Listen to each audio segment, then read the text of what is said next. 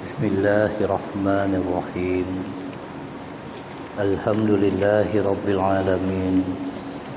Wassalatu wassalamu ala asyrafil anbiya'i wal mursalin wa ala alihi wa sahbihi ajma'in. Allahumma salli ala sayyidina Muhammad. Ya Allah, limpahkanlah rahmat ke atas pengguru kami Nabi Muhammad. Salatan tukhrijuni min zulmatil wahmi, dengan selawat yang akan mengeluarkan kami daripada kegelapan keraguan. Wa tukhrimuni binuril fahmi, yang akan memuliakan kami dengan cahaya kefahaman. Wa tudhuli ma ashkala hatta yufham, dan akan menjelaskan kepada kami segala kemusykilan sehingga kan diberikan kefahaman. Innaka anta ta'lamu wa la a'lam, innaka antal 'allamul ghuyub. Sesungguhnya engkau mengetahui sedangkan kami semuanya tidak mengetahui. Sesungguhnya engkau lah maha mengetahui perkara yang gaib. Subhanaka la ilma lana illa ma 'allamtana, innaka antal alimul hakim. Maha suci engkau ya Allah, kami semua manusia tidak mengerti apa-apa kecualilah ilmu yang telah engkau ajarkan kepada kami. Rabbi syrah li sadri wa yassir li amri wahlul 'uqdatam min lisani yafqahu qawli. Rabbi yassir wa la tu'assir bitambil bil khair wa la haula wa la quwwata illa billahi al-'aliyyil 'azim. Bismillah ma syaa Allah wa la quwwata illa billah ma syaa Allah. Kullu ni'matin min Allah ma syaa Allah. Al-khairu kulluhu biyadillah ma syaa Allah. La yasrifu su'a illallah.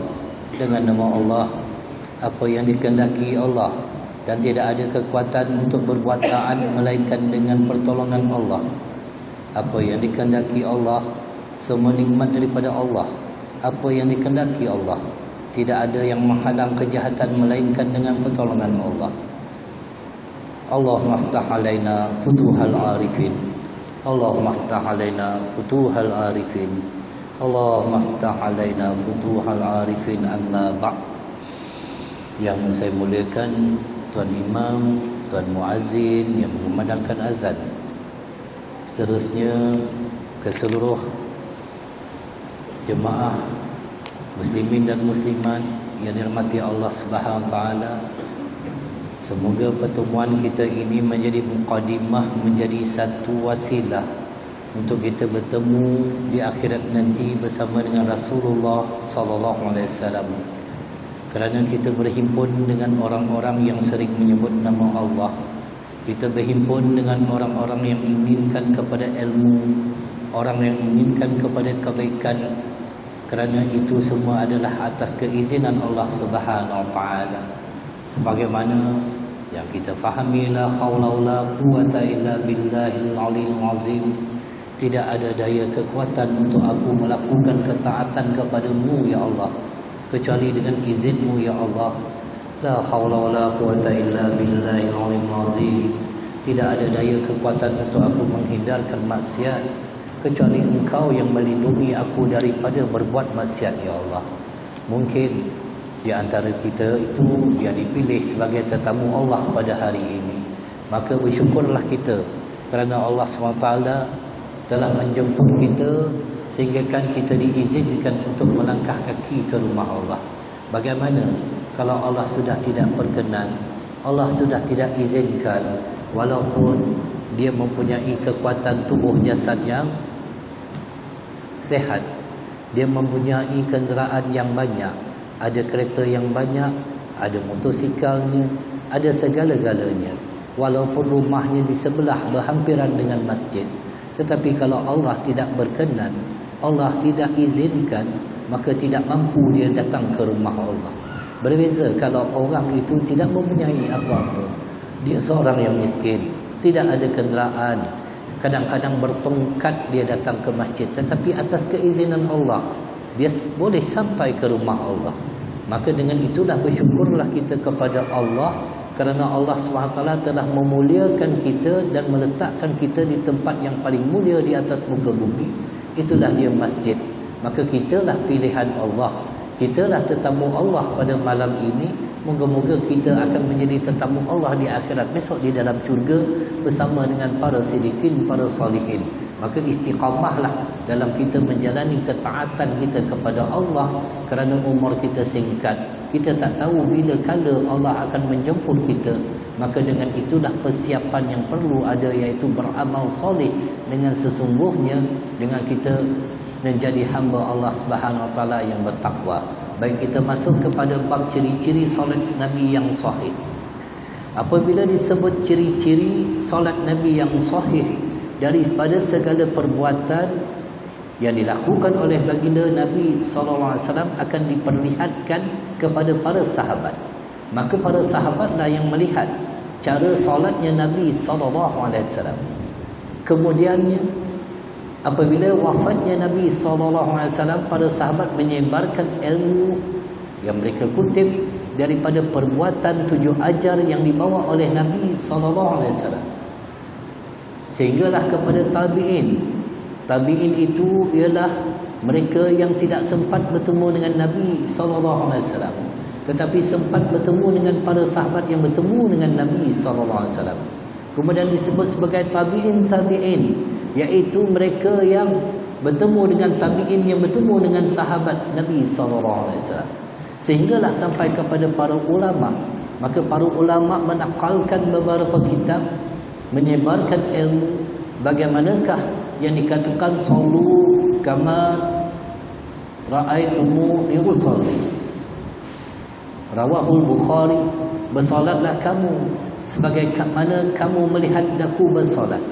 Inilah contoh tauladan, laqad qala lakum rasulillahi uswatun hasanah, adalah pada diri Rasulullah itu contoh ikutan terbaik. Begitu juga firman Allah, qul in kuntum tuhibbunallah fattabi'uni yuhibbukumullah. Kalau benar engkau cinta kepada Allah, maka ikutlah aku. Ikut siapa? Ikut baginda Nabi SAW sebagai idola, sebagai orang yang telah dianugerahkan solat itu secara langsung dalam peristiwa Isra wa Mi'raj yang tidak lama lagi kita akan menyambutnya, kerana ulama mengatakan berlakunya peristiwa itu pada 27 Rejab dan diambil sembahyang itu terus langsung daripada Allah Subhanahu Taala. Maka dengan itulah solat itu menjadi kepala kepada ibadat-ibadat yang lain, menjadi tunjang ataupun menjadi penentu seseorang itu di hadapan Allah. Sebagaimana Nabi SAW bersabda, awal ma yuhasabu bihil abdu yawmal qiyamati salat. Amalan yang pertama sekali akan dihisap oleh Allah SWT ke atas seorang hamba pada hari kiamat, itulah dia solat. Fa in saluhat salihu sa'imar amalihi wa in fasadat fasada sa'iru amalihi. Seandainya baik, sempurna solat yang dilakukannya itu, maka akan sempurnalah segala perbuatannya, amalnya yang lain dan juga perilakunya. Ini orang yang menyempurnakan solat. Daripada kitab ini pertanyaan, bersolat tetapi masih melakukan dosa dan kejahatan. Apabila dikatakan dosa dan kejahatan, tidak termasuk dosa-dosa yang lain. Ada juga dosa yang melalui zahir dan batin. Batinnya itu yang lebih bahaya, ada wujub, ada riak, ada takabur, ada sum'ah. Ini maksiat yang paling besar yang perlu kita hindari daripada maksiat yang zahir. Begitu juga kata-kata hati ataupun celaan hati kepada seseorang, itu juga perlu kita jaga. Kerana seseorang itu ditelik hatinya oleh Allah Subhanahu Wa Taala, bukan zahirnya, bukan perbuatan yang ditunjukkannya itu, tetapi hatinya itu dilihat oleh Allah Subhanahu Wa Taala. Setengah daripada saudara kita ada menanyakan saya, kata pengarang kitab ini, sepotong firman Allah dalam surah Al-Ankabut ayat 45. Ini seringkali dibaca oleh khatib-khatib di atas mimbar. Inna salata tanha 'anil fahsya'i wal munkar. Sesungguhnya salat itu dapat mencegah daripada melakukan perbuatan-perbuatan keji dan mungkar. Bagaimana mungkin seseorang yang melakukan solat tetapi solat itu tidak boleh menjadi benteng bagi dia daripada melakukan perkara keji dan mungkar? Apabila kita melihat kepada perkara yang keji dan mungkar, banyak kadang-kadang di antara mereka melihatnya ia bukannya keji dan mungkar, tetapi ia adalah sesuatu yang keji di sisi Allah dan mungkar di sisi Allah. Seumpamanya mendedahkan aurat. Ini tidak diperhatikan, terutama kaum muslimat. Ingat kaum muslimat, aurat bagi seorang wanita itu keseluruhan tubuh badannya kecuali muka dan tapak tangan. Adapun buku lali, betis, itu aurat. Ini tidak diperhatikan. Ramai di kalangan muslimat tidak menggunakan stokit. Sedangkan aurat itu kelihatan. Mereka bersolat. Ketika mereka bersolat, mereka tarik sarung kain itu sampai ke bawah agar tertutup buku lari dan kaki, kerana dia tahu itu aurat.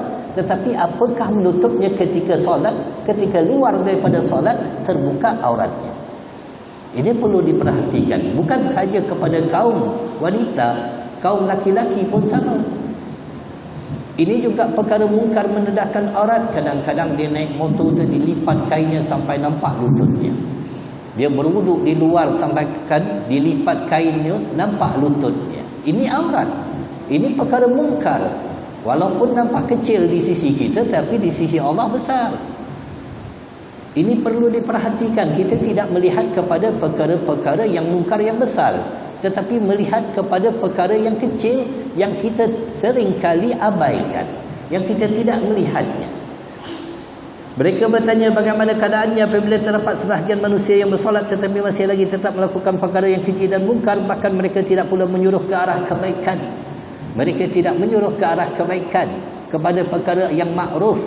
Kerana wajib bagi setiap muslimin dan muslimat menyuruh ke arah kebaikan. Pertamanya kepada ahli keluarga, menyuruh, suruh anak solat, suruh anak tutup aurat. Kalau tak bangun subuh, marahkan dia. Ini perkara kebaikan kepada ahli keluarga dulu. Hatta kalau orang di sebelah rumah kita pun tak sembahyang, tentang tanggungannya kepada kita kerana kita tidak mengajak dia ke arah kebaikan. Ini hujah kita di hadapan Allah besok. Kita tidak akan terlepas. Berat menjadi khalifah di atas muka bumi ini. Sungguh berat. Apabila ahli karyah kita itu tidak datang, orang yang sebelah rumah kita tak nak sembahyang, kita tak pernah mengajak mereka, apatah lagi anak-anak kita. Kita berapa lama dengan anak kita, tuan-tuan, tetapi di akhirat besok kita nak bertemu dengan mereka. Kalau betul kita sayang kepada anak kita, sayang kepada cucu kita, suruh dia sembahyang, suruh dia tutup aurat. Ini menyuruh kepada perkara yang makruf, menyeru kepada yang makruf dan mencegah kepada kemungkaran yang dilakukan oleh ahli keluarga kita. Tetapi terkadang kita terlepas pandang kepada ahli keluarga kita, kita sibuk kepada orang lain. Ini permasalahannya. Kita sibuk kepada orang lain, tetapi kita tidak perhatikan kepada ahli keluarga kita sendiri. Kita tidak melihat ahli keluarga kita sendiri melakukan perbuatan-perbuatan yang keji dan sebagainya, sehingga kan disebabkan mereka itu kaum kerabat kita, kita tidak menegurnya, kita tidak memberi nasihat. Ini perlu kita perhatikan, kerana mereka itulah tanggungjawab kita. Kerana setiap anak itu adalah amanah daripada Allah Subhanahu Wa Taala untuk kita didik dengan ilmu agama. Kalau kita tidak boleh mendidiknya, panggil guru agama untuk mendidik mereka. Hantar mereka belajar Al-Quran, hantar mereka belajar solat dan sebagainya. Ini tidak kita perhatikan. Kita melihat akhlak mereka begitu buruk dan pertuturan mereka begitu keji. Ada di antara mereka orang yang solat tetapi masih lagi melakukan ribah. Apa itu ribah? iaitu mengumpat orang yang lain, melakukan mengadu domba. Sedangkan Allah Subhanahu wa taala mencegah perbuatan ini dan diperlihatkan kepada Nabi sallallahu alaihi wasallam akibat orang yang suka mencela, mengumpat orang lain ketika peristiwa Isra wal Mi'raj. Baginda Nabi sallallahu alaihi wasallam sebagaimana disebutkan, man ikhtaba akhahu al-muslima hawwalallah fafabuluhu ila duburihi yaumal qiyamah. Sesiapa mengumpat saudara sesama Islam, maka kabul, iaitu jalan air kencingnya diputar ke dubur jalan belakangnya nanti di akhirat. Takutlah tuan-tuan. Kadang-kadang kita terlepas cakap. Yang kita cakap kepada perkara yang tidak perlu. Minta maaf saya katakan, kita sibuk dengan bini pemimpin. Isteri kita tak sibuk. Sedangkan kita tak boleh nak berjumpa dengan dia. Apakah kita sanggup nanti muflis? Semayangnya, puasanya, hajinya, zakatnya, sampai di akhirat kosong. Semua diserahkan kepada orang yang diumpatnya itu. Ini berat. Itu sebab tahan lidah daripada berkata-kata kepada perkara yang membawa kepada kemurkaan Allah. Satu kalimah menyebabkan seseorang itu boleh masuk ke dalam syurga, satu kalimah juga boleh menyebabkan seseorang itu terjerumus ke dalam api neraka. Kerana seorang muslim itu, tuan-tuan dan puan, al-muslimu man saliman muslimuna min lisanihi wa yadihi. Seorang muslim adalah seorang yang orang muslim lainnya selamat daripada lidah dan juga tangannya, selamat daripada lisannya, selamat daripada tangannya. Ini orang muslim yang baik. Tetapi kalau tidak selamat daripada umpat keji, daripada mengadu domba, daripada hasud dan sebagainya, ini bukan ciri-ciri orang Islam yang baik. Kita lihat juga setengah mereka tidak jujur menipu dalam melakukan urusan dengan orang lain, seumpama dalam perniagaan, dan sudah tidak ada integriti, ketekunan dan keikhlasan dalam melakukan sesuatu tugasan. Kadang-kadang gaji kita kerja tu rendah, gaji kecil, akhirnya kita berkira-kira nak kerja.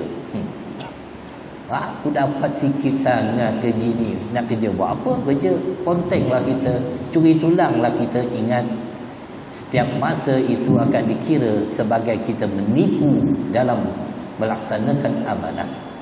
Apakah jawapan kepada permasalahan ini? Maka jawapannya, bagi pengarang kitab ini yang menulis, membuat kesimpulannya, mereka yang berkelakuan seperti ini sebenarnya tidak menunaikan solat mengikut tata cara dan peraturan solat yang sebenar sebagaimana yang dituntut. Kerana kita lihat macam-macam fashion cara orang solat, macam-macam fashion. Sedangkan cara inilah yang dibawa oleh Rasulullah SAW dan diajarkan pula kepada para sahabat baginda Nabi SAW yang mulia. Nabi bawa dan ajar kepada sahabat dan sampai kepada para ulama yang menunjukkan jalannya kepada kita. Mereka sebenarnya tidak belajar tentang solat, walaupun 30 tahun, 40 tahun solatnya, tetapi tidak memberi kebaikan bagi dirinya, kerana dia tidak mengambil ilmu sebagaimana ilmu itu sepatutnya diambil. Maka dengan itu tidak heran kalau Allah SWT mencela orang yang solat, fawailul lil musallin alladzina hum an salatihim sahun. Celakalah orang yang solat, bukan yang tak solat.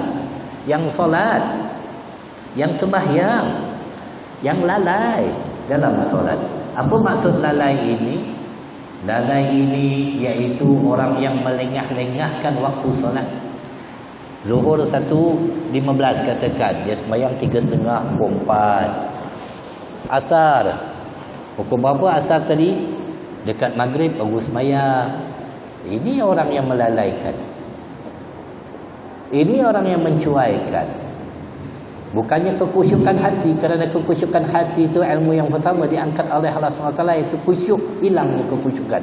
Itu sebab dalam surah Maryam Allah SWT berfirman, ulaikal ladzina an'ama Allahu 'alaihim min nabiyyin min dzurriyyati Adam wa mimman hamalna ma'a Nuh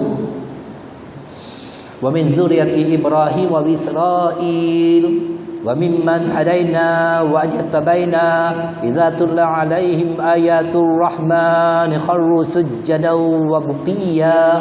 Mereka itulah sebagian nabi-nabi yang telah dikurniakan Allah SWT nikmat yang melimpah-limpah kepada mereka daripada keturunan Nabi Adam. Kita semua daripada Nabi Adam, termasuk juga nabi-nabi terdahulu, dan dikumpulkan di dalam bahtera Nabi Nuh semuanya. Keturunan Nabi Ibrahim, keturunan Nabi Nuh, keturunan Bani Israel, dan mereka itu adalah dari orang-orang yang kami beri hidayah petunjuk dan kami pilih. Apabila dibacakan kepada mereka ayat-ayat Allah Ar-Rahman, mereka segera sujud serta menangis. Tetapi sambungan kepada ayat itu, faqalafa min ba'dihim khalfun adaa'us salata wattaba'us syahawat fasawfa yalqawna ghayya. Kemudian mereka digantikan oleh keturunan-keturunan yang mencuaikan sembahyang. Diganti keturunan-keturunan yang mencuaikan sembahyang serta menurut hawa nafsu dengan melakukan maksiat, maka mereka itu akan menghadapi azab daripada Allah SWT. Diganti keturunan yang mencuaikan solat. Di antaranya tidak belajar rukun fi'linya, rukun qaulinya, cara menyempurnakan bacaan suratul Fatihahnya dan sebagainya. Ini yang berlaku pada hari ini. Maka tidak ada beza di antara solat orang yang 40 tahun, 50 tahun yang telah lama hidupnya tetapi tidak pernah mempelajari ibadat solat dengan anak yang belum lagi mumayyiz. Tak ada beza. Tidak ada beza kalau kita tidak mempelajari ibadat solat dengan sebenar-benar. Hakikatnya mereka hanya bersolat dengan menggerakkan anggota badan yang zahir dan mengikut orang semata-mata. Hal ini jelas sebagaimana yang dikatakan oleh setengah kita pada hari ini, inilah amalan rutin saya. Kita melihat dengan mata kepala kita sendiri dan kita mendengar perbuatan mereka yang tidak belajar tentang solat itu. Subuh tadi saya sembahyang di sebuah surau, menjadi jemaah. Sebelah saya tu Allahu Akbar, auzubillahi minasyaitonirrajim, bismillahirrahmanirrahim, Allahu Akbar kabira. Tak ada ta'awuz, tak ada basmalah sebelum dibaca iftitah. Tapi dia baca ta'awuz dengan Fatihah, dengan basmalah, sebab tak tahu. Kerana ta'awuz tu hanya dibaca sebelum Fatihah. Ini baca, dan ada juga di antara mereka kerana kita wajib memperdengar ataupun mendengar bacaan imam dalam suratul Fatihah, rukun qauli. Itu wajib untuk kita mendengar. Maka jangan kita menyibukkan diri dengan iftitah. Kadang-kadang kita baca iftitah terlampau panjang. Imam dah habis dah Fatihah, kita iftitah tak juga habis. Sunat itu kita berhenti, elok diharuskan kita berhenti iftitah itu mendengar bacaan imam suratul Fatihah. Itu dia. Tapi kadang-kadang kita dengar imam baca Fatihah, ada lagi baca wajjahtu wajhi lillazi fatara samawati wal arda hanifan musliman wa minal musyrikin inna salati wa nusuki. Dia masih sibuk lagi, dia tak mendengar bacaan imam. Ini yang berlaku, bukan berlaku di sini tuan-tuan, kat Mekah pun berlaku. Pergi Mekah, kat Mekah pun berlaku perkara ini. Kerana tidak mempelajari tata cara solat daripada orang yang benar, iaitu para fuqaha, para ahli ilmu, yang mereka mengambil ilmu itu secara berkumpulan di hadapan para ulama. Dan ulama tersebut juga mengambil ilmu cara begitu sebelum ini bersama talibul ilmu, iaitu orang yang menuntut ilmu di hadapan guru secara berkumpulan, secara bertalaki, berkitab dan sebagainya. Dan guru kepada guru, guru kepada guru, sampaikah kepada di zaman Rasulullah SAW para sahabat berhimpun mengambil ilmu daripada Rasulullah SAW. Itu yang dikatakan mengambil ilmu secara bersanad berantaian, yang ilmu itu sahih. Barulah kita ada keberkatan dalam menuntut ilmu. Mereka sebenarnya tidak belajar tentang solat. Maka dengan itulah zahir saja. Tidakkah kita melihat kisah seorang lelaki di zaman Rasulullah SAW yang memasuki masjid dan mengerjakan solat? Lalu Rasulullah SAW memerhatikan lelaki berkenaan dengan ekor matanya. Setelah lelaki tersebut selesai menunaikan solat, baginda Nabi SAW bersabda, irji fasalli fa innaka lam tusalli salasan marratin wa zalika rajul yusalli summa yaqulu lahu Nabi SAW, irji fasalli fa innaka lam tusalli. Ulangilah solatmu, sesungguhnya dirimu masih belum bersolat. Berapa kali? 3 kali Nabi suruh dia ulang solat. Sesungguhnya kamu masih belum bersolat lagi. Lelaki itu masuk dalam satu riwayat, kemudian jumpa Nabi SAW. Dia semayang, Nabi perhati saja. Lepas tu dia datang kepada Nabi mengucapkan salam, Assalamualaikum ya Rasulullah. Nabi SAW menjawab, Waalaikumsalam. Kemudian Nabi SAW bersabda kepadanya, irji fasalli fa innaka lam tusalli. Ulang balik solat engkau tu, sesungguhnya engkau belum bersolat. Agak-agak kalau Rasulullah tengok solat kita macam mana? Kalau Nabi tengok solat kita macam mana? Agak-agak payah kan? Orang kita kalau tegur payah. Saya pernah tegur anak muda. Jadi cara sembahyang tu, dia sembahyang kita tengok memang salah. Banyak pergerakan, dia tak pakai songkok dan sebagainya, rambut panjang. Tiap kali dia nak sujud tu dia angkat. Tak tahu berapa kali pergerakan. Tambahan dengan pakaiannya tu, bila dia rukuk, bila dia sujud, nampak punggung dia tu, nampak, semua nampak. Jadi banyak tak betul, pergerakan pun banyak salahnya dan sebagainya. Menguang dalam solat dan macam-macam lagi. Jadi kita melihat dia sembahyang lambat tu, kita ada sembahyang tu, kita perhati je. Jadi kita pergi ke dia nak membetulkan. Saya kata kepada dia, bang, solat abang tadi tu salah, tak betul. Saya kata. Dia perhati kat saya. Bila dia perhati kat saya, dia kata, tu kat luar tu ramai tak datang masjid, pergi tegur lah. Saya yang datang masjid ni, dia okey jugalah. Payah. Bila dia cakap macam tu, payah kita nak membetulkan solat. Yang tak datang masjid tu lain cerita. Ini orang yang datang masjid, sia-sia perbuatan dia. Yang dipersembahkan di hadapan Allah itu sia-sia. Apatah lagi dengan berpakaian yang tidak wajar. Pakai seluar pun compang-camping, pakai t-shirt bertulis-tulis dan sebagainya. Inikah ciri-ciri orang yang menghadap Allah? Sedangkan Allah berfirman, khuzu zinatakum inda kulli masjid. Ambillah oleh kamu akan pakaian kamu yang indah-indah pada tiap-tiap kali kamu memasuki masjid. Kerana kita nak menghadap Allah, bukan menghadap sultan saja pakai cantik. Menghadap Allah lebih lagi. Menghadap Allah lebih lagi. Menghadap makhluk, menghadap girlfriend kita pun pakai cantik. Apatah lagi menghadap Allah. Maka ini perlu kita perhatikan, tuan-tuan. Allah itu jamil dan Allah itu suka kepada kecantikan. Apatah lagi kalau kita memakai secara sunnah, mengikut apa yang dibawa oleh Nabi SAW.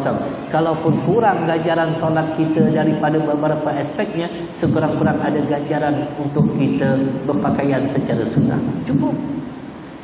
Kerana ulama mengatakan, serupakanlah diri kamu dengan orang-orang yang mulia, walaupun kamu tidak seumpama mereka, dan itu akan membuahkan hasil. Kita menyerupakan diri kita seumpama ulama, walaupun kita bukan ulama, itu membuahkan hasil. Dan hasilnya banyak.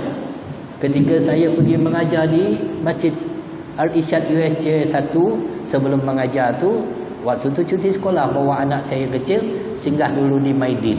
Tepi tu ada Maidin, sebab nak menghiburkan anak tu, beli barang sikit agar dia seronok ikut kita pergi masjid. Sampai di Maidin, setiap orang Islam yang saya jumpa, saya berpakaian cara macam ni, mereka mengucapkan salam, Assalamualaikum, saya membalasnya Waalaikumsalam. Agak-agak kalau pakai seluar jeans, pakai t-shirt, pakai cap, senang tak orang nak mengucapkan salam? Belum tentu. Hatta kalau kita berpakaian secara sunnah, ini kebanyakan mereka mungkin dulunya orang yang tidak kenal agama, kaki Bukit Jalil, kaki Bukit Bintang, kaki apa saja, tetapi diberi hidayah oleh Allah Subhanahu Wa Taala yang akhirnya dia masuk tabligh. Masuk tabligh, simpan janggut sikit, pakai jubah, ada serbannya, ada kayu sukinya, gok, ada bagai sekali, semua ada, selendang, ridah pun ada. Akhirnya masuk satu surau. Kebetulan nak surau tu tak ada imam. Agak-agak siapa yang orang pilih imam? Tentu dia. Walaupun dia tak tahu apa-apa sekalipun, dimuliakan oleh orang. Itu kejayaannya daripada penampilan begitu. Tetapi bukanlah berkatakan penampilan itu menunjukkan kehebatan seseorang. Berketerampilan secara sunnah, hendaklah akhlaknya pun secara sunnah. Tak boleh berketerampilan, berpakaian secara sunnah, akhlaknya begitu buruk, itu tidak wajar. Cabutkan serban kamu, cabutkan jubah kamu. Jangan pakai secara sunnah kalau nak melakukan kemaksiatan di hadapan Allah Subhanahu Wa Taala. Itu tidak wajar. Baik. Ucapan baginda sallallahu alaihi wasallam ini secara jelasnya menunjukkan bahawa setengah manusia hanya menggerakkan anggota zahir sahaja ketika bersolat. Hakikatnya solat seperti itu tidak diterima sama sekali kerana keengganan seseorang untuk mempelajari urusan agamanya. Dia tak nak belajar urusan agama. Nak buat macam mana? Dia sendiri tak nak belajar. Akibatnya perbuatan itu merosakkan setengah rukun solat, ataupun mereka tidak menyebut setengah ucapan yang diwajibkan di dalam solat sebagaimana yang dituntut oleh syarak.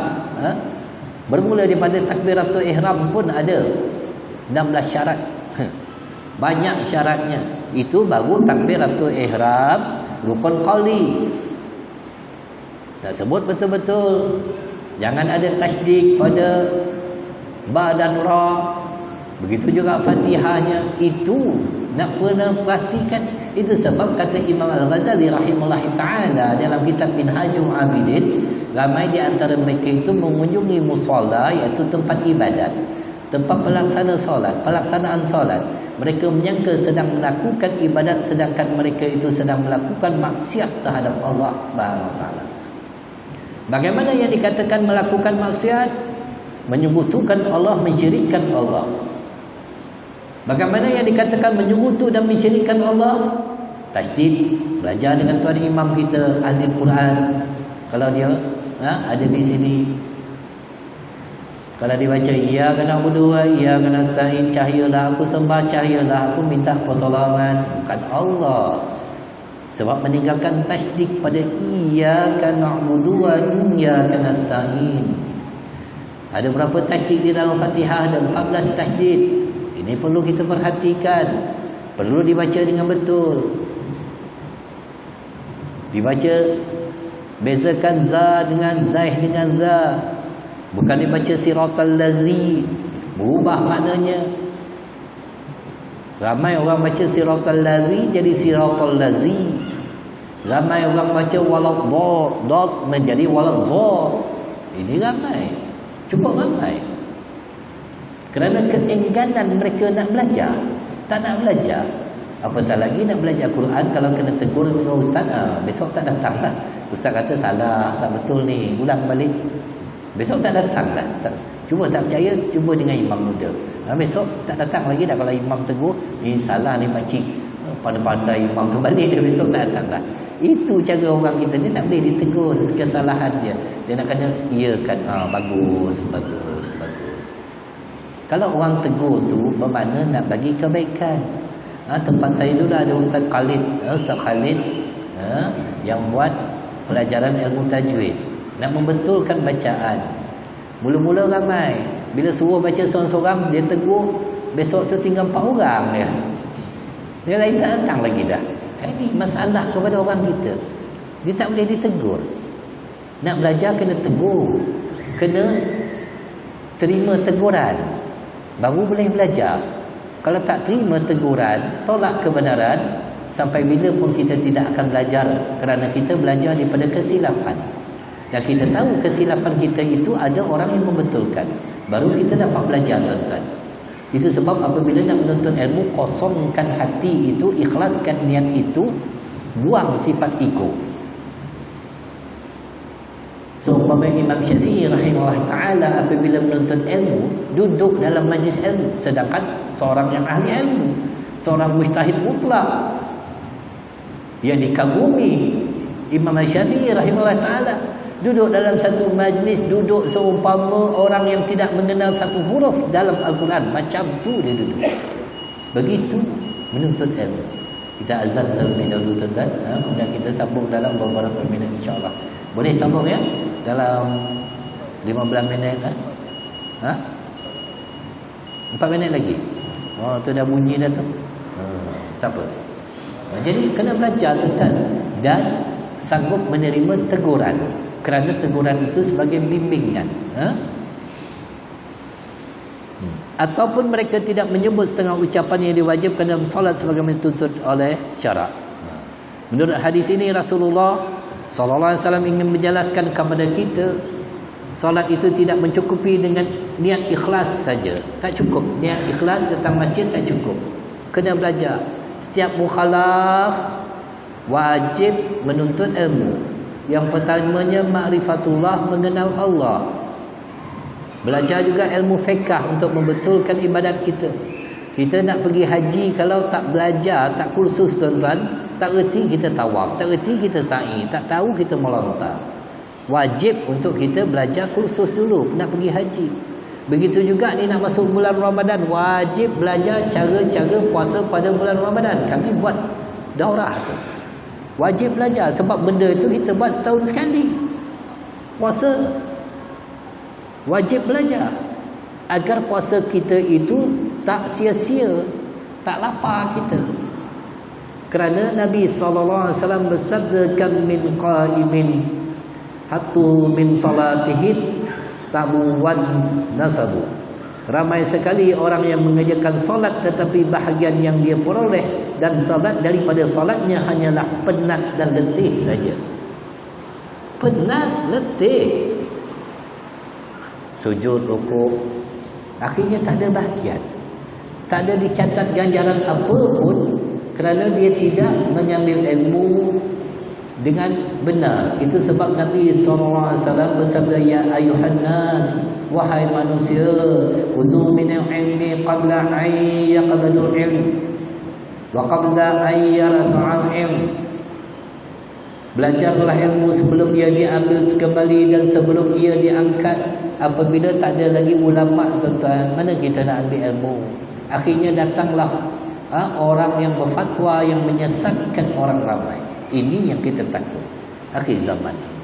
Kerana kita tidak mengambil ilmu daripada para ulama. Sedangkan nak ambil ilmu itu, la yukhazu ilmi illa min abwa'il ulama. Sebagaimana ilmu itu hendaklah diambil daripada mulut para alim ulama. Kita berhenti azan dulu insya-Allah.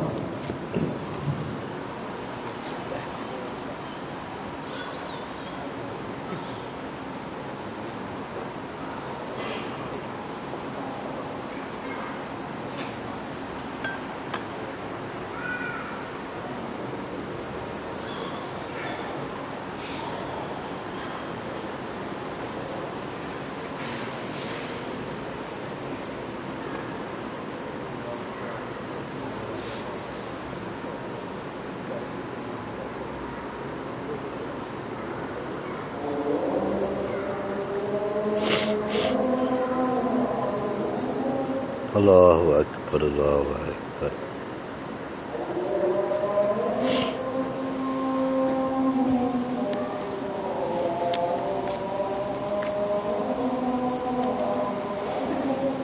Allahu Akbar.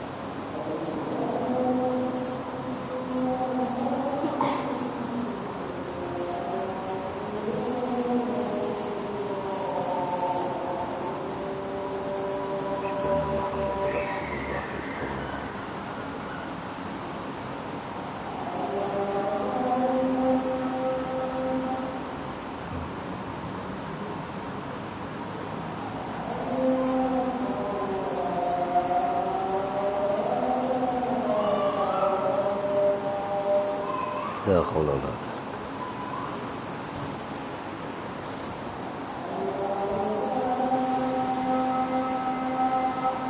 La haula.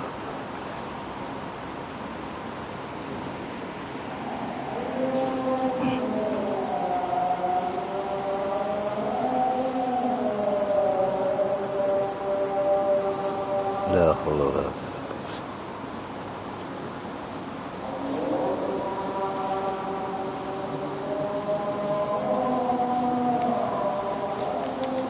Allahu Akbar.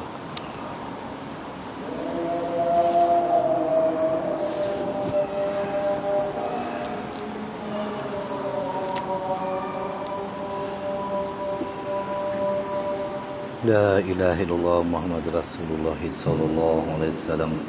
Allahumma rabb hadhihi da'wati tammah wassalatil qa'imah ati sayyidina Muhammadil wasilatul fadilah والشرف والدرجة العالية الرفيعة وبصر مقام محمود الذي وعدته إنك لا تخلف الميعاد سبحان الله والحمد لله ولا إله إلا الله والله أكبر سبحان الله والحمد لله ولا إله إلا الله والله أكبر سبحان الله والحمد لله ولا إله إلا الله والله أكبر سبحان الله والحمد لله ولا إله إلا الله والله أكبر. Sebagaimana kita sambung tadi, la yukhadhu ilmu illa min afwahil ulama. Adapun ilmu itu tidak boleh diambil kecuali daripada mulut para alim ulama. Bagaimana? Innama ilmu bitta'allimu wa fiqhu bil tafaqquh. Apa maksudnya?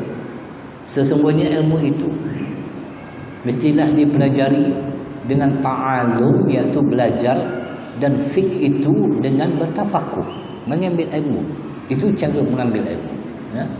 Maka dengan itulah kalau kita melakukan ibadat, sebagaimana Imam Al-Ghazali rahimahullah ta'ala mengatakan, amal tanpa ilmu itu sia-sia. Amal tanpa ilmu sia-sia. Dan dikatakan juga, faman bi ghairi ilmin ya'mal fa'amaluhu mardudatun la tuqbal. Barang siapa yang berilmu tanpa yang beramal tanpa ilmu, maka amalannya itu ditolak. Memang ditolak oleh Allah Subhanahu wa taala. Itu sebab baginda Nabi sallallahu alaihi wasallam bersabda, faqihu wahidun asyaddu 'ala syaitani min alfi 'abid. Seorang yang faqih tentang ilmu itu lebih diguruni oleh syaitan berbanding 1000 ahli ibadat.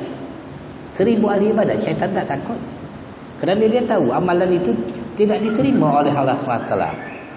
Syaitan akan suruh dia buat ibadat lagi, semayang lagi. Kerana tidak diterima, ditolak oleh Allah, hatta dicela oleh Allah. Ini yang disukai oleh syaitan lanatullah kalau kita tidak menuntut ilmu, tuan-tuan. Baik. Setelah anda memahami dengan teliti hakikat ini, anda menyedari bahawa sesiapa yang menunaikan solat dalam keadaan dia mengetahui semua rukun dan syarat-syaratnya serta dilakukan secara sahih menurut tuntutan syarak, maka Allah SWT akan mengurniakan di hatinya satu sir, iaitu rahsia. Apa rahsia dia? Dia seronok nak semayang. Dia seronok nak menunggu waktu semayang yang lain. Ini ciri-ciri orang yang beriman. Dia tidak akan merasa jemu dengan solat yang dia lakukan itu, sebagaimana mendapat dengan kekusyukannya. Ini yang dikatakan juga oleh Imam Al-Ghazali, kemanisan iman itu setelah seseorang itu beramal dengan benar-benar dengan ilmunya, baru dia dapat rasa kemanisan iman. Kalau tidak, dia sembahyang rasa nak cepat balik, dia rasa nak cepat balik, dia rasa tak seronok duduk rumah Allah. Ini tak ada rasa kekusyukan, tawaduk di hadapan Allah Subhanahu Wa Taala. Ha? Dengan rasa itu secara automatik dia akan menyuruh ke arah kebaikan dan mencegah segala kemungkaran. Maka dengan itulah apabila dia melihat sesuatu, dia akan menyuruh ke arah kebaikan, dan melihat kepada kemungkaran dia akan cegah. Sama ada melalui lisannya kalau dia mampu, lisan kerana berkuasa kita ke atas keluarga kita, anak kita, isteri kita. Dan di dalam hati, bagi mereka yang tak mampu, kalau tengok orang yang melakukan kemaksiatan, hatinya tak suka. Tapi kalau tengok orang buat maksiat, dia itu biasalah tu. Itu tak ada ciri keimanan. Dia tak ada rasa hati bersalah.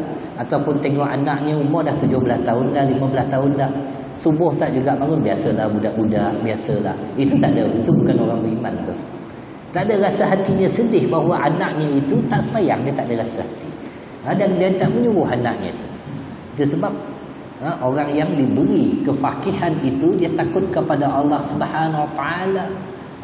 Dia menjadikan Allah Subhanahu Wa Taala itu sandaran dalam kehidupan, dan dia hanya bergantung kepada Allah SWT, tidak bergantung kepada makhluk, dan dia tidak takut bercakap kebenaran di hadapan makhluk walaupun ada kesan buruknya terhadap dirinya. Dia tak takut. Tak takut nak bercakap kebenaran dalam masjid. Dia nak bercakap atas kebenaran walaupun dia berhentikan daripada kuliah sekalipun, dia tak takut. Apa nak takut? Kerana kebenaran. Ini ulama, ini benar-benar mengikut jalan yang dibawa oleh Nabi SAW, kerana dia hanya berharap kepada Allah, dan segala yang dibuat itu ada atas keredaan Allah. Itu sebab saya ceritakan tuan-tuan, 7 surau saya berhenti, 1 masjid saya berhenti. Bukan dia buang saya berhenti. Berhenti mudah je, berhenti duduk rumah aja anak isteri, mudah aja. Sebab mereka tak nak kepada ilmu tu. Tak nak kepada ilmu. Buat apa kita buang masa? Duit boleh cari, duit macam-macam. Tak ada duit, kita boleh minta dengan orang bagi, insya-Allah. Makan tak pernah putus, insya-Allah. Makan tak pernah putus. Allah bagi rezeki. Tapi ilmu kalau disia-siakan, maka tidak ada keberkatannya. Sebagaimana Nabi SAW menyatakan, apabila ilmu itu diletakkan kepada orang yang tidak berkendakkan kepada ilmu itu, seumpama engkau mengalungkan mutiara dan ratai permata ke leher khinzir. Buruk sangatlah. Buruk sangatlah. Kerana ilmu itu anugerah Allah. Anugerah Allah. Mana mungkin ilmu itu boleh kita buang-buang begitu saja. Dan ilmu itu tak boleh dijual beli. Tak boleh dijual beli. Tidak ada nilainya. Walaupun 1 huruf, kata Imam Ghazali, kalau nak dibayar 1000 dinar pun masih belum berbaloi lagi dengan duit itu. Belum berbaloi lagi. Begitu tingginya ilmu di sisi Allah. Itu sebab Allah meletakkan kebaikan, mayuridillahu bihi khairan yufaqihu fid din. Barang siapa yang diberi kebaikan oleh Allah SWT, Allah bagi kepada dia kefahaman, kefakihan dalam urusan agama. Bukan kekayaan, bukan jawatan, bukan pangkat, bukan kedudukan, tetapi fakih. Urusan agama, dia tahu urusan agama, hukum halal, haram dan sebagainya. Dia tahu cara melaksanakan solat, bagaimana tuntutan yang dibawa dalam syarak yang dibawa oleh Nabi SAW. Inilah dia. Hasilnya solat merupakan satu faktor yang terbesar bagi menjadikan seseorang itu menyuruh ke arah kebaikan dan mencegah ke arah kemungkaran. Lalu akhlaknya diperelokkan oleh Allah SWT. Hal ini amat bersesuaian dengan firman-Nya yang maksud, inna salata tanha 'anil fahsya'i wal munkar wa la dzikrullahi akbar wallahu ya'lamu ma tasna'un. Setiap minggu dibaca oleh Tuan Khatib. Sesungguhnya solat dapat mencegah daripada perbuatan keji dan mungkar, dan ingatlah Allah SWT, sesungguhnya Dia amat mengetahui apa yang kamu kerjakan, apa yang kita buat. Ada pengawasnya kiri dan kanan. Allah mengetahui, Allah Maha melihat, Allah Maha mendengar. Walaupun satu benda itu kecil, wa may ya'mal mithqala dzarratin khairan yarah wa may ya'mal mithqala dzarratin syarran yarah. Sebesar zarah kejahatan pun akan ditulis, akan diperlihatkan di akhirat besok. Sebesar zarah amal pun akan diperlihatkan, akan ditulis. Ini nak kena jaga-jaga hidup atas muka bumi ni, tak boleh suka-suka tuan-tuan. Maka dengan itulah perlu kita mempelajari hukum hakam. Pertama sekali tentang amal ibadat yang paling utama, iaitu solat. Bagaimana tuntutannya? Jadi ada lagi dalam 5 minit saya tunjukkan. Baik. Bagaimana yang dikatakan ciri-ciri solat Nabi sallallahu alaihi wasallam yang sahih mengikut salu kama raaitumuni usalli, sempurna daripada takbiratul ihram sampai kepada salam dengan mencukupkan bilangan-bilangan wirid-wirid yang warid daripada hadis Nabi sallallahu alaihi wasallam sehinggalah kita bersurai. Baik, sebelum itu 5 minit sebelum kita berakhir, kita tunjukkan sedikit demo. Dulu saya dah tunjuk waktu subuh yang kali pertama sekali saya di masjid ini. Tapi diulang-ulang tak apa. Bismillahirrahmanirrahim. Boleh pakai mic-nya tu, insya-Allah. Kemudian tolong ambilkan kerusi satu ya. Kerusi sana satu, kerusi satu. Barakallah. Terima kasih Tuan Imam. Baik. Bagaimana yang dikatakan ciri-ciri solat Nabi yang sahih mengikut salu kama raaitumuni usalli, kita mazhab Syafi'i. Kerana kita berwuduk cara Syafi'i, kita solat cara Syafi'i. Maka apabila berdiri dengan sejengkal kita punya kaki itu, sejengkal. Bukan buka luas tapi sejengkal. Bagi makmum, sejengkal memberi ruang kepada orang lain untuk masuk saf. Dan bertemunya antara bahu dengan bahu, saf. Begitu juga barang siapa yang menutupi celah-celah safnya itu, maka Allah akan mengangkat darjatnya di syurga dan membina rumah di dalam syurga. Maka dengan itu kita meletakkan kaki kita dengan kaki yang lain hampir tutup celah-celah. Tutup celah-celah. Ini yang banyak orang, sedangkan Tuan Imam rapatkan saf. Kita masih lagi rasa kekok nak merapatkan saf itu. Tuan Imam dah menyeru dah untuk rapatkan saf itu. Rapat bermaksud rapat, bukan jarang. Maka rapat itu kita rapatkan bahu membahu dengan itu. Bukan ditempel tapi rapat. Tempel tu menyakitkan orang. Kemudiannya pandangan tunduk pada tempat sujud. Tidak ada lain lagi, hanya pada tempat sujud, kecuali ketika mengangkat tahiyat baru kita melihat kepada jari kita. Bukan tengok pada kaki kita, tapi tengok pada tempat sujud. Barang siapa yang memalingkan pandangannya daripada Allah, mengangkat wajahnya ketika dia solat, Allah akan menukar wajahnya menjadi himar. Ini banyak hadis-hadisnya, larangan daripada Nabi SAW. Maka apabila kita solat, mengangkat takbiratul ihram bertetapan dengan dua bahu, dua pundak kita itu, dan dua ibu jari hampir kepada cuping telinga, dengan direnggangkan ke sedikit keseluruhan jari jemari, ke semua tapak tangan kita menghadap ke arah kiblat. Ini sunnahnya. Allah, maka dijarangkan jari-jari dibukakan sedikit. Ini hampir kepada cuping telinga dan bertetapan dengan bahu kita. Maka dengan itu kedua tapak tangan menghadap ke arah kiblat. Allahu Akbar. Dan takbir itu hendaklah, baik takbiratul ihram ataupun takbiratul intiqal, perpindahan takbir beriringan dengan perbuatan Allahu Akbar. Dalam mazhab kita letak pada al-kub, pergelangan tangan. Ni pergelangan, bukan mirfaq. Mirfaq siku. Ini pergelangan. Ini di atas pusat, atas pada pusat, bawah pada dada. Ini dalam mazhab kita, mazhab Maliki, mazhab Syafi'i. Adapun Hambali dan Hanafi di bawah pusat. Kita Syafi'i di atas. Allahu Akbar. Pandangan tempat itu nanti bacaan itu cerita lain. Sebab saya buat kursus di Surau Ikhwan itu ada 25 imam. Surau Ikhwan Bandar Baru Sungai Buloh fasa pertama. Saya rasa bulan lepas 25 imam yang hadir ketika itu. Kemudiannya apabila takbir intiqal, untuk pemindahan takbir intiqalat, pindah kepada rukuk.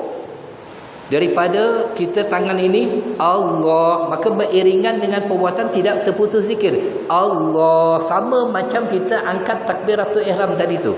Allahu Akbar. Direnggangkan keseluruhan jari, pandangan masih pada tempat sujud, bukan tengok kaki. Tengok sujud, tempat sujud. Ni ramai yang tengok kaki tu. Bila dia tengok kaki, dia tengok alamak, rupalah kaki kuku tak potong. Macam-macam lah. Nabi suruh tengok pada tempat sujud. Maka perpindahan tadi Allahu Akbar, menggenggam lutut dibuka keseluruhan jari, tidak dirapat, dan betul-betul meluruskan tulang belulang, tengok pada tempat sujud. Kemudian untuk iktidal daripada bawah tadi itu Sami Allah, sama dia punya posisi macam ketika takbiratul ihram. Daripada bawah Sami Allahu liman hamidah sampai sini. Ini yang dikatakan beriringan dengan perbuatan, tidak terputus zikir sebagaimana dalam kitab Fatwa Imam Nawawi. Jangan diputuskan zikir di dalam salat.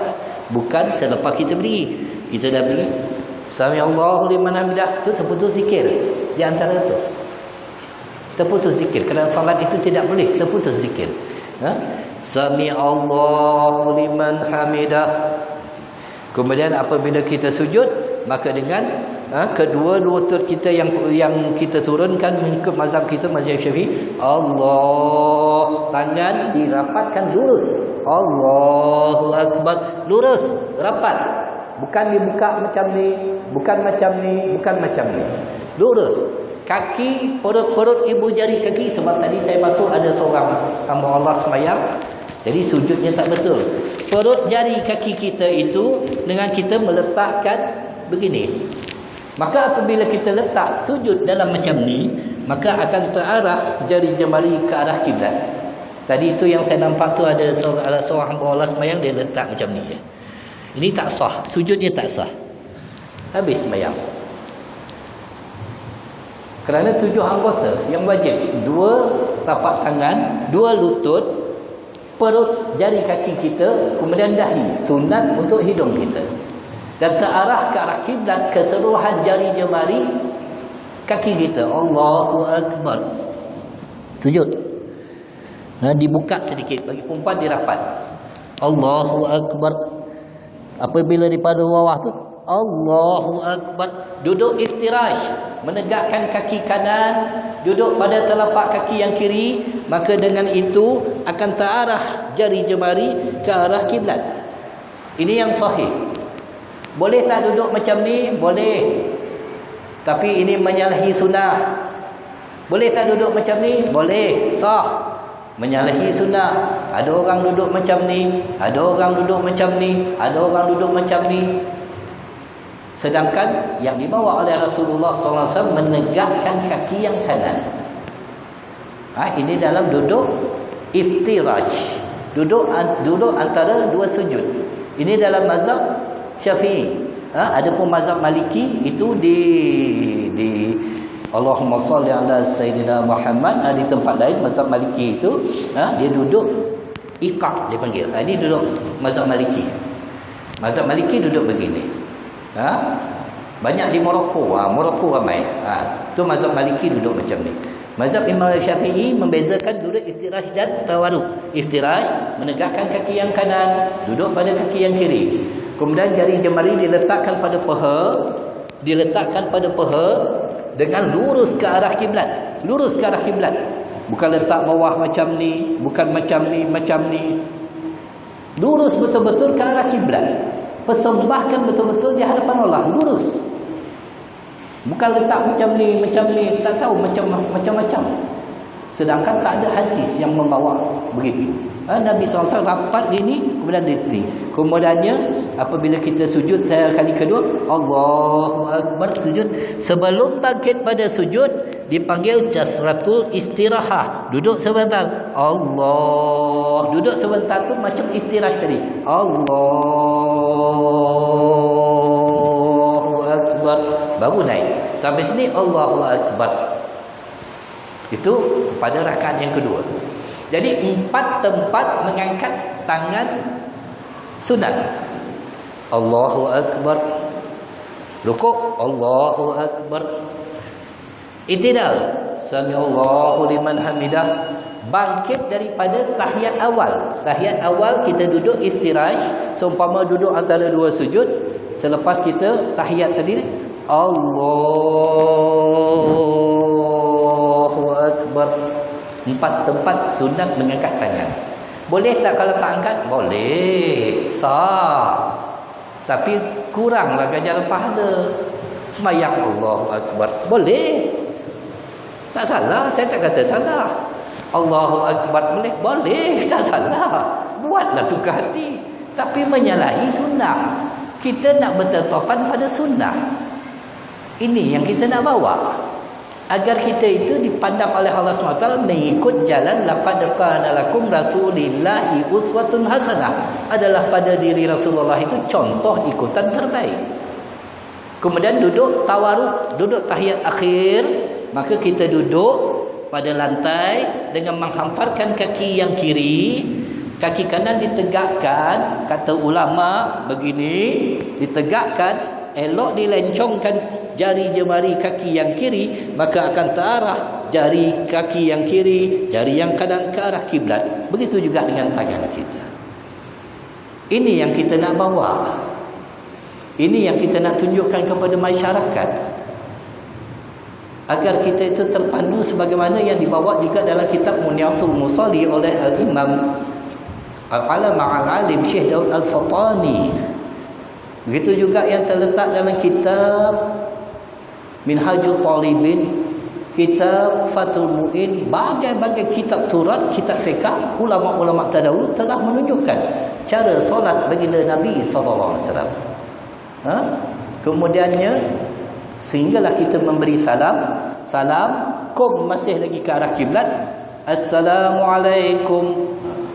Dalam mazhab kita, mazhab Syafi'i, tahiyat at-tahiyatul mubarakatuh salawatu tayyib, at-tahiyatul mubarakatuh salawatu tayyibatul, sehingga asyhadu an la ilaha illallah tu mazhab Syafi'i kita bengkok sedikit, iaitu jari telunjuk diletakkan di bawah, jari dia bengkok sedikit. Ini dalam mazhab kita, mazhab Syafi'i. Kita tak nak masuk mazhab lain, kan pening kepala orang kan. Kalau mazhab Maliki dia ada goyang kiri dan kanan dan sebagainya, itu banyak.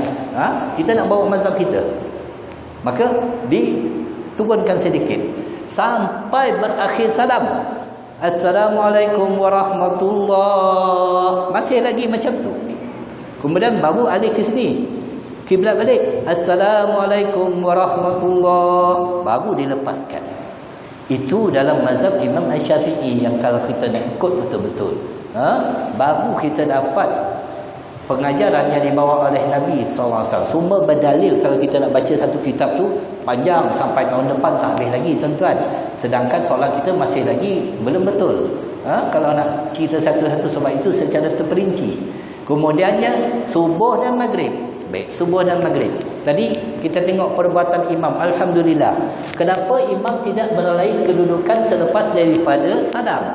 Kita tengok imam tadi, imam muda kita tadi. Dia masih lagi duduk dalam keadaan tawaruk. Astaghfirullahalazim la ilaha illa huwal hayyul qayyum wa atubu ilaih. 3 kali maghrib untuk mendapat kematian dalam keadaan husnul khatimah. Barang siapa yang nak mati dalam keadaan husnul khatimah, maka beristighfarlah 4 kali pada waktu maghrib. Astaghfirullahalazim alladzi la ilaha illa huwal hayyul qayyum wa atubu ilaih rabbighfirli. Astaghfirullahalazim alladzi la ilaha illa huwal hayyul qayyum wa atubu ilaih rabbighfirli. 4 kali. Itu dianugerahkan kematian husnul khatimah, kata ulama. Nak amal-amal, tak nak amal terpulang. Saya hanya memberi daripada apa yang kami ambil pada masyayikh-masyayikh kami, pada guru-guru kami. Baik. Jadi selepas kita istighfar waktu maghrib, tadi itu macam mana tuan imam telah pun menunjukkan contoh yang baik tadi itu. La ilaha illallah wa la syarika lahu mulhamdu yuhyitu ala kulli syai'in qadir. Belum beralih lagi. Sebelum engkau melipat kaki engkau, kata Nabi. Sebelum bergalih, sebelum bersela, sebelum kita duduk macam mana sekalipun, masih lagi dalam keadaan duduk tawaruk. Sehingga 10. La ilaha illallah wa la syarika lahu mulhamdu yuhyitu ala kulli syai'in qadir 10 kali. Allahumma jinna minan nar, Allahumma jinna minan nar, Allahumma jinna minan nar 7 kali, barulah bergalih. Itu yang ditunjukkan oleh tuan imam tadi. Perasan tak? Itu yang sahihnya. Jangan sebab apa? Barang siapa membaca zikir la ilaha illallah wahdahu la syarikalah Lahul mulku wa lahul hamdu yuhyi yumiitu ala kulli syai'in qadir. 10 kali ketika waktu subuh, ketika waktu maghrib, sebelum dia melipat kakinya, maka akan ditulis 10 kebajikan, dihapuskan 10 kejahatan, tidak akan ditimpa musibah yang tidak disukainya, tidak akan diganggu oleh syaitan. Seandainya dia mati pada malamnya, maka tidak akan dicatat dosa untuknya. Dalam riwayat yang lain, seumpama dia telah memerdekakan 10 orang hamba sahaya. Seorang siapa membaca Allahumma jini minan nar 7 kali subuh dan maghrib, maka dengan itulah tertutup 7 pintu neraka. Bagaimana zuhur, asar dan isyak? Baik. Wirid zuhur, isyak, astagfirullahalazim allazi la ilaha illa huwal hayyul qayyum wa atubu ilaih 3 kali. Terus kita membaca Allahumma tassalam wa minka salam alayka ya Rasulullah fa inna rabbana bisalam wa dakhalna jannata dar salam tabarak rabbana wa ta'ala ya zal jalali wal ikram. Itu ketika itu dah boleh dah nak lipat kaki, dah bersela, dah berubah, boleh dah. Kemudian membaca ayat suratul Fatihah, membaca ayatul kursi, kemudian membaca subhanallah 33 kali. Jangan ditinggalkan ayatul kursi, kerana baginda Nabi SAW bersabda, barang siapa setiap kali selepas daripada solat fardu membaca ayatul kursi, tidak ada satu yang mencegah dia masuk ke dalam syurga. Dan ayatul kursi itu pelindung daripada kejahatan jin. Dan jangan sekali-kali ditinggalkan membaca tasbih, tahmid dan takbir 33 kali, ditutupi dengan la ilaha illallah wahdahu la syarikalah lahul mulku wa lahul hamdu yuhyi yumiitu ala kulli syai'in qadir, untuk mencukupkan 100. Barang siapa yang membacanya akan terampun dosa sebanyak buih di lautan. Tak nak ke? Kadang-kadang kita baca subuh maghrib ya, zuhur tak baca, asar tak baca, isyak lagi tak baca. Padahal sekejap saja. Lepas isyak kan bagi salam, astagfirullahalazim allazi la ilaha illa huwal hayyul qayyum wa atubu ilaih, astagfirullahalazim allazi la ilaha illa huwal hayyul qayyum wa atubu ilaih, astagfirullahalazim allazi la ilaha illa huwal hayyul qayyum wa atubu ilaih. Allahumma tassalam wa minka salam alayka ya Rasulullah fa inna rabbana bisalam wa dakhalna jannata dar salam tabarak rabbana wa ta'ala ya zal jalali wal ikram. Auzubillahi minasyaitonir rajim. Bismillahirrahmanirrahim. Alhamdulillahi rabbil alamin arrahmanir rahim maliki yaumiddin iyyaka na'budu wa iyyaka nasta'in ihdinas siratal mustaqim siratal ladzina an'amta 'alaihim ghairil maghdubi 'alaihim waladdallin amin. Bilakum ilahu wa la ilaha illa huwar rahmanir rahim. Allahu la ilaha illa huwal hayyul qayyum la ta'khudhuhu sinatun wa la nawm ma fis samawati ma fil ard man dhal ladzi yashfa'u 'indahu illa bi idhnihi ya'lamu ma bayna aydihim wa ma khalfahum la yuhituna bi shay'in min 'ilmihi illa bima sha'a wasi'a kursiyuhu السماوات والأرض لا يؤوده حفظهما وهو العلي العظيم. اللهم على ذكرك وشكرك وحسن عبادتك. Subhanallah subhanallah subhanallah subhanallah subhanallah subhanallah subhanallah subhanallah. Agak-agak pensan tak kita kalau buat macam tu? Tak. Kalau kita tinggalkan semalam, takkan balik lagi. Kita dah dapat. Hidup kita 3 hari tuan-tuan. Semalam dah berlalu. Hari ini yang ada, besok belum tentu kita hidup. Kenapa kita tinggalkan amalan-amalan yang dibawa oleh para ulama terdahulu, yang nak bagi kebaikan kepada kita, yang ada sandaran daripada hadis Nabi SAW, ada jaminan untuk kita. Kenapa kita tidak suka? Kenapa kita tinggalkan? Ini permasalahan kita, sama ada kita yakin atau tidak, sama kita suka atau tidak apa yang dibawa oleh Nabi SAW. Keyakinan Sayyidina Abu Bakar bersama para pengikutnya balik Nabi SAW daripada Isra wal Mi'raj, terus membenarkan apa pengkhabaran Nabi SAW. Maka macam mana kalau kita ini yang sikit pun Nabi bawa pun kita tak yakin? Wirid-wirid yang ada sandaran, ada jaminan pun Nabi bawa pun kita tak yakin. Macam mana nak kita yakin peristiwa yang perjalanan Nabi subhanallazi asra bi'abdihi lailan minal masjidil haram ilal masjidil aqsa, yang dikatakan perjalanan yang begitu singkat, pergi balik Masjidil Aqsa daripada Masjidil Haram saja sebulan pergi sebulan balik, naik daripada satu tangga Rabani sampai ke Sidratul Muntaha. Perjalanan yang pengembaraan yang paling banyak sekali yang Nabi SAW menziarahinya, melakukan solat di Taibah, melakukan solat di Baitul Laham, melakukan solat di Bukit Tursaina dan sebagainya. Tetapi mengambil masa Nabi SAW pulang, pembaringan Nabi masih lagi belum sejuk, masih panas lagi. Macam mana kita nak yakin? Itu yang ramai yang keluar daripada Islam kerana tidak ada kekentalan iman di dalam diri kita. Ini yang dibawa-bawa ni mudah bagi kita. Itu pun kita bermalas-malas dalam melakukan ibadat. Kenapa kita bermalas-malas dalam melakukan ibadat, sedangkan kita akan bertemu dengan Allah, nak bawa amal soleh di dalam kubur besok, tuan-tuan. Ini aset kita dalam kubur besok.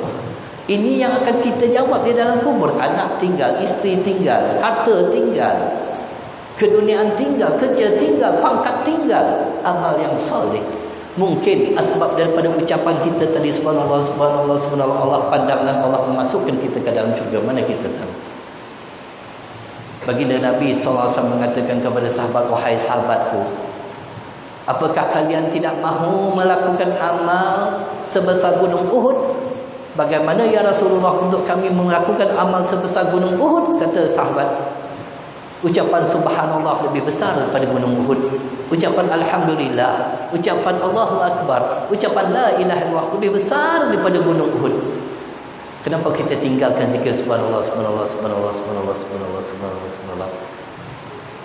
Bang, saya tanya bang, abang dapat BRIM bang? BRIM bantuan dapat bang? Belum. Sekarang saya bagi abang BRIM, agak-agak abang ambil duit tu masuk poket tak? Ataupun kira dulu? Kira dulu tak bang? Kira dulu, duit kita kira. Zikir kita tak nak kira. Duit tabung jemaat kita kutip, kita kira sampai petang. Zikir kita tak nak kira. Kenapa? Kenapa? Tanyalah diri kita. Dapat duit berkali-kali kita kira. Sedangkan itu lebih lagi patut kita hitung dengan jari kita menjadi saksi besok di hadapan Allah. Kenapa? Cuainya umat akhir zaman terhadap apa yang dibawa oleh Nabi SAW. Kita nak masuk Ramadan, tuan-tuan. Nak masuk Sya'ban, ada nisfu Sya'ban. Nak masuk Ramadan, nak menjadi orang yang bertakwa. Ya ayyuhallazina amanu kutiba alaikumusyamu kama kutiba alal ladzina min qablikum la'allakum tattaqun, agar kamu bertakwa. Macam mana ada ketakwaan dalam hati kita kalau segala yang dibawa oleh Nabi SAW kita tinggalkan, kita buang, kita hakis satu persatu? Tak seronok lagi kita kepada Nabi SAW. Kita tak seumpama sahabat yang mereka itu penuh badan mereka dengan tusukan tombak, bilahan pedang ketika mereka wafat, penuh kerana berjuang, berjihad fi sabilillah. Kita tak sampai macam tu. Ini pun baca zikir pun tak mampu. Allahu Akbar. Tanya pada diri kita, apa kita nak jawab di hadapan Allah? Apa kita nak jawab ketika bertemu dengan Rasulullah di Telaga Kausar? Nak bertemu dengan Allah SWT, nak bertemu dengan Rasulullah SAW di titian sirat, nak memohon syafaat, ya Rasulullah, bagikan kami syafaat engkau ya Rasulullah. Apa kita nak jawab, tuan-tuan? Tanya pada diri kita. Mana kasih kita kepada Nabi SAW yang selama ini 12 lagu awal kita sibuk dengan Ya Nabi salam alaika, Ya Rasul salam alaika, Allah ya Habib salam alaika, salawatullah alaika. Tapi untuk menghidupkan apa yang dibawa oleh Nabi yang ringan pun kita tak mampu. Tanya pada diri kita, selama mana kita nak hidup, tuan-tuan? Selama mana kita nak mengira duit yang kita dapat itu tapi tak nak menghitung zikir yang Allah bagi kepada kita? Tanya pada diri kita, tuan-tuan. Saya rasa cukup sekadar itu.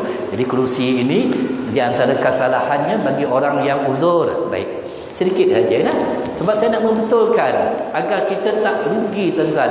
Orang yang sembahyang uzur, sembahyang atas kerusi, yang pertamanya berdiri dulu, wajib kerana rukun fi'li berdiri. Allahu Akbar, baru duduk. Jangan waktu solat fardu Allahu Akbar, tak sah dalam keadaan duduk. Kemudian dia di antara kesalahan yang banyak saya tengok di masjid-masjid, di antara warga emas kesalahan, dia sembahyang dalam keadaan berdiri, alhamdulillah, Allahu Akbar, sampai habis Fatihah, imam baca surah, kemudian dia rukuk macam orang tak sakit. Allahu Akbar, dia rukuk. I'tidal, sami Allahu liman hamidah. Waktu sujud dia pergi duduk. Allahu Akbar, tak sah kerana rukuknya lebih rendah daripada sujud. Ini kebanyakan yang berlaku. Rukuknya lebih rendah pada sujud. Jadi kalau dia tak mampu untuk sujud, maka ketika rukuk Dia sepatutnya duduk. Allahu Akbar, rukuk. Sami Allahu liman hamidah. Sujud rendah sikit.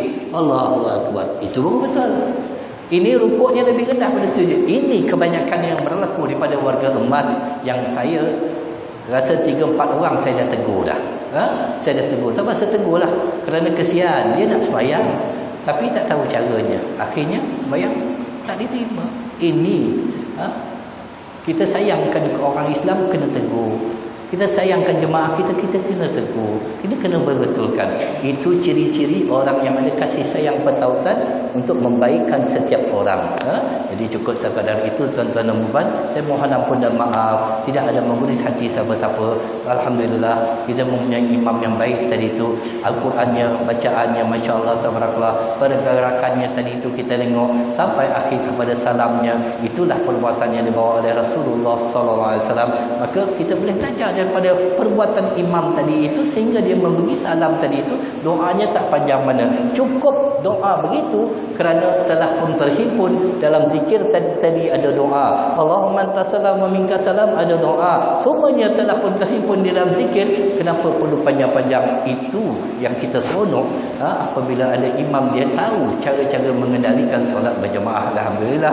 Azza wa billahi taufiq. Auzubillahi minasyaitonirrajim. Bismillahirrahmanirrahim. Alhamdulillah wassalatu wassalamu ala asyrafil anbiya'i wal mursalin wa ala alihi washabihi ajmain.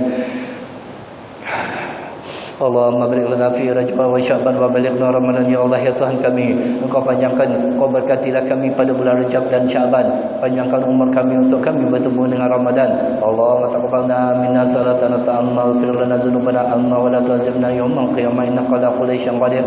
Rabbana taqabbalna du'ana innaka antas samiul 'alim wa tub 'alaina ya maulana innaka antat tawwabur rahim. Rabbana atina fid dunya hasanah wa fil akhirati hasanah wa qina azabannar. Wa adkhilna jannata ya abrar ya عزيز يا غفار يا رب العالمين.